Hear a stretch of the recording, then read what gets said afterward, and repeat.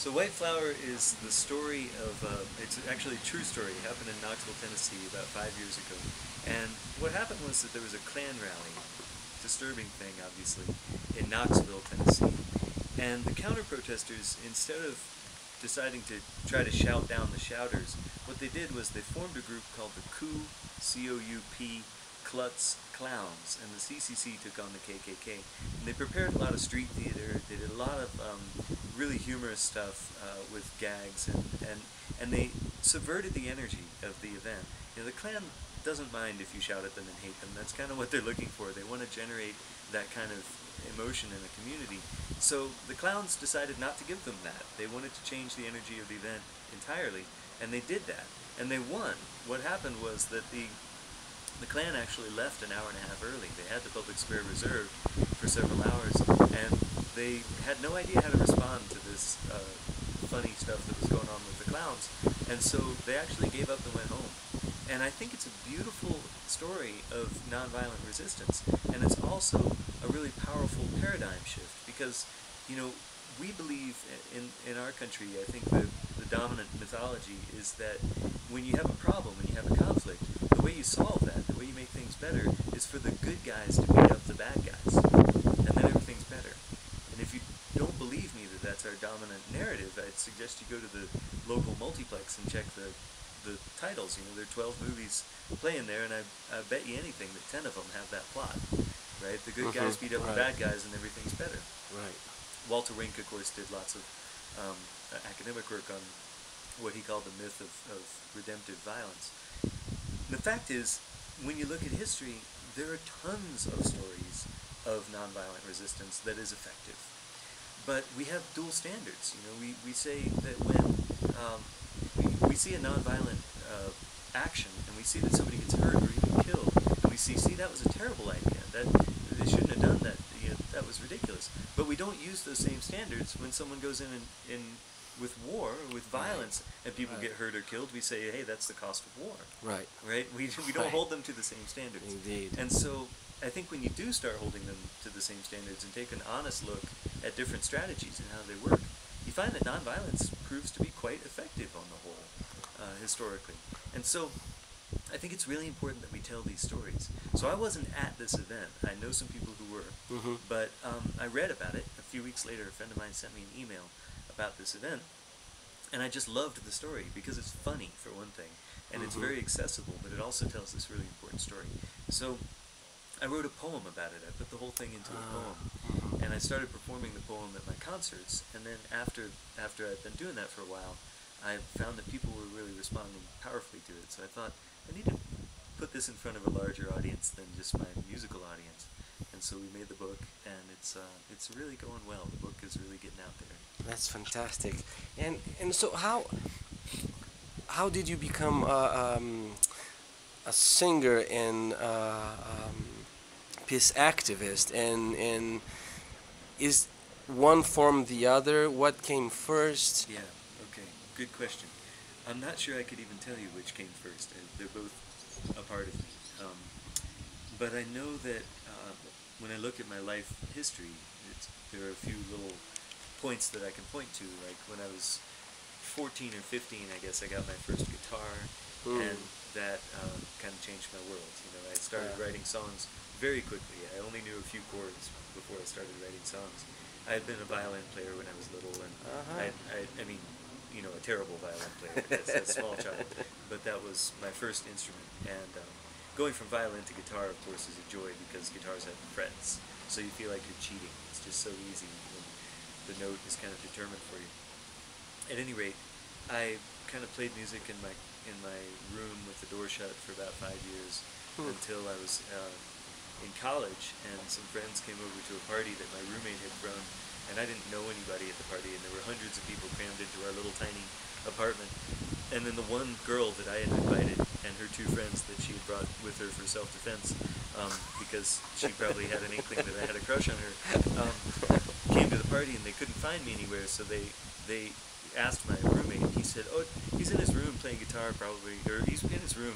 Just go on in there, and he won't be able to hear if you knock. He won't be able to hear what he says. So just walk on in." And I walk in, and I'm sitting on my bed playing my guitar. And Oh. they said, "I didn't know you played guitar." And I said, "Yeah, I really." And they said, "Play us a song." And so I did. You know, I was staring at my belly button the whole time, but I played them a song that I had written when I was 15. It was a tender kind of goodbye song. And I looked up at the end of it, and they were all crying. Oh.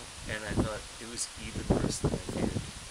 You know, the song was so bad that I made them cry. But then I figured out that they were actually moved by it. And so that opened my world up. I thought, wow, these little songs that I write for me could actually mean something to somebody else.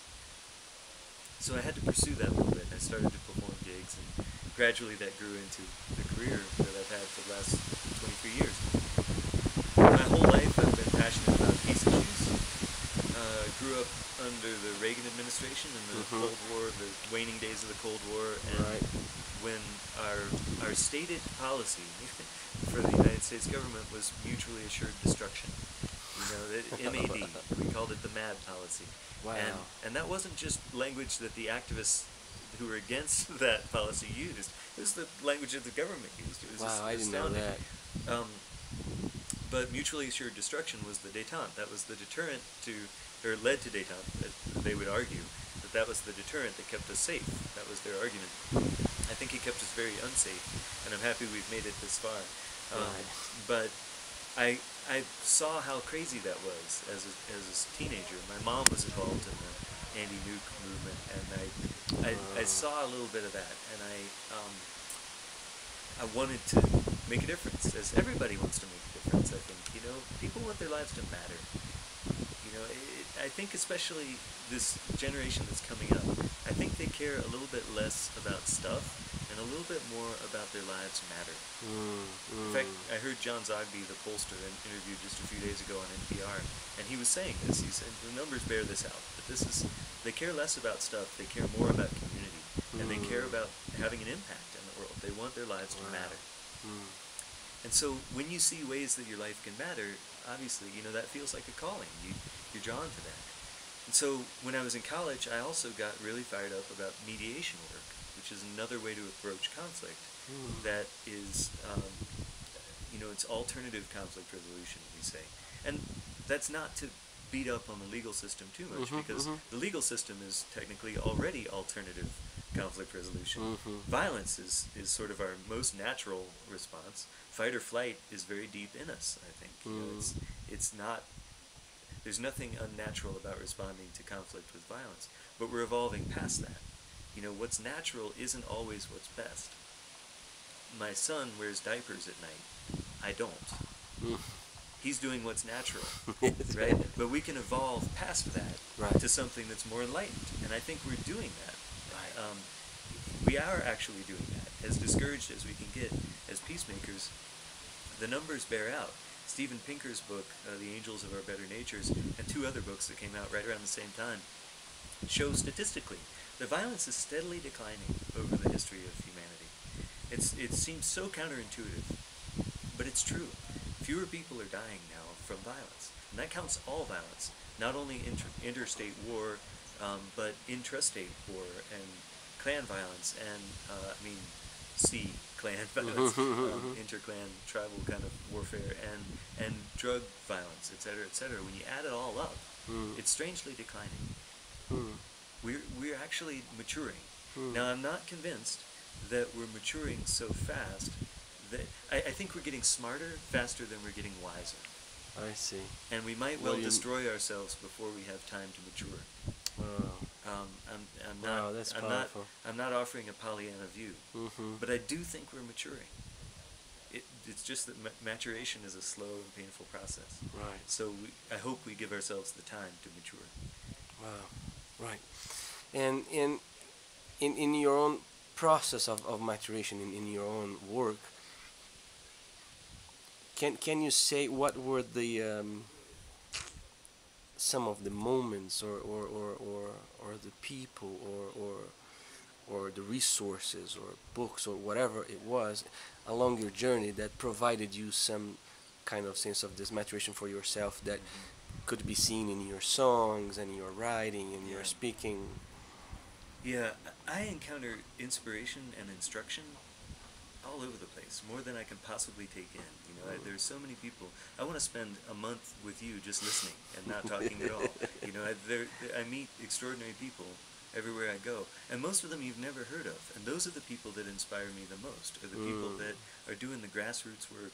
My friend Allison in North Carolina, who's working on issues around extraordinary rendition, because there's an airport in her town where the CIA flies these extraordinary rendition flights out of North Carolina.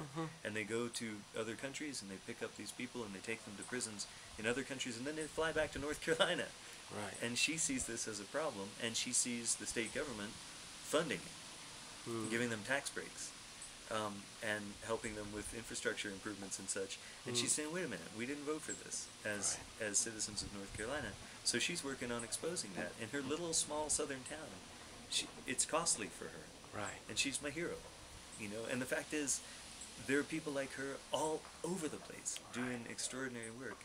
And that is how you make the big changes. We get so overwhelmed and we get immobilized by the enormity of the problems. And the problems are enormous. I'm not about to tell anybody that they aren't. But how we do that is we bite off chewable bites. How we make the big changes? I'm not saying that all small changes add up to big ones. Right. But I am saying that all big changes are made up of millions of small ones. So the way you make the big changes is bite off something chewable and get in the game. Don't be immobilized by the enormity of the problem. Movements change things. Heroes don't. The fact that you don't see yourself, I like that. The fact that you don't see yourself as a hero doesn't mean you're not needed in this. It means you're desperately needed in this. Right. Because the function of heroes have a function, but their function is to inspire the rest of us to get to work. Things actually change when the rest of us do small bits. That's how things really shift. And then tell me, because that's one thing that bothers me somewhat in US is that this sense of this individuals, this emphasis on individuals who will start something, and then another individual who starts something. How can we build a sense of organizations, like you said, of communities, in what ways do you see these organizations being created, or in other words, where you see resistance happening, and could you mention some places where you have seen it that has taken more the work of a community than the work of just individuals? You know what I mean? Well, I mean, the obvious example that's all over the news is the Occupy movement. Right. The Occupy movement is in a kind of a trough period, but I think you'll see the wave rising again this summer. They're not gone away. They're working hard behind the scenes. That's people who just said, wait, this thing that's happening, this isn't right. And we need to speak out against that. And they found each other, and they respect each other, and they put in structures to not feed that hero mythology. And now I'm not saying there aren't issues with the Occupy movement. I'm not holding them up as perfect. What I'm arguing is that we don't have to be perfect to make a change. Right. And we think we do, because we have this hero mythology that you're talking about, this emphasis on individuals. Right. I say, goodness, I'm no Dr. King, Right. But the fact is, Dr. King couldn't have done anything without all the people around him. Dr. King, his function was to inspire everybody. And our hero mythology is so profoundly instilled that we don't even question it. We don't even hold it up and look at that idea. It's just an assumption on which we base other conclusions. I'll give you an example. There's a guy named Mark Juddery who writes these articles about heroes. And he writes articles taking people down. He says, he writes articles called "The 8 Most Overrated People in History," things like that. So he wrote one, and among his 8 most overrated people was Gandhi. His argument was Gandhi didn't do much; it was all the people around him. As though to be a real hero, Gandhi would have expelled Britain by himself. Right. But no, it's all of us that do the work together. That's wonderful.